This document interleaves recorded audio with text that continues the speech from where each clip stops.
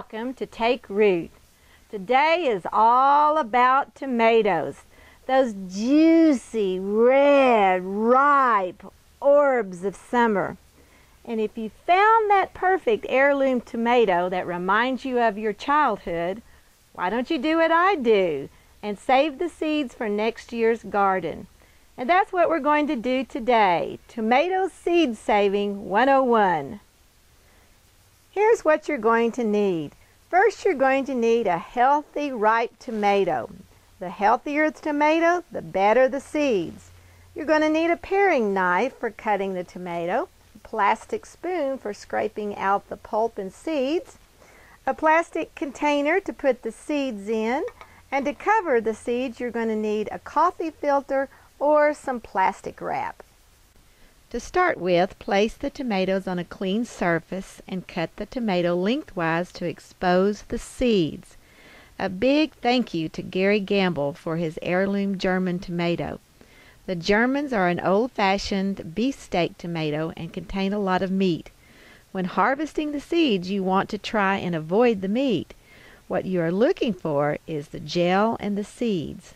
The gel contains a sprout inhibitor that keeps the seeds from germinating inside the tomato. It is necessary to separate the gel from the seeds through fermentation. After you get all the seeds and gel out of the tomato, scrape the mixture into a plastic container. Now add about 2 tablespoons of water to the seeds and cover with a coffee filter and rubber band. Or you can use plastic wrap with a few holes in the top for air circulation. Now set the mixture aside for 3 or 4 days until you see a scummy mold form on top. The mold actually sterilizes the seeds and kills germs and prevents seed-based plant diseases. This method of seed saving is called fermentation.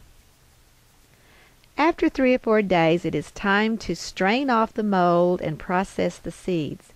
If you see any seeds floating on top, you need to discard them. The viable seeds will sink to the bottom. Pour the seeds into a fine sieve and rinse with water until the seeds are clean. Dump the seeds out onto a piece of wax paper or cardboard and spread them into a thin layer. Put the seeds out of the way until they are completely dry, and never dry the seeds in direct sunlight. Drying time could take up to a week. When the seeds are totally dry, you can place them in a carefully marked envelope and save them until next spring.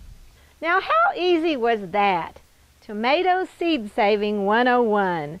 For the Benton County Master Gardeners, this is Beth Strickland and Take Root.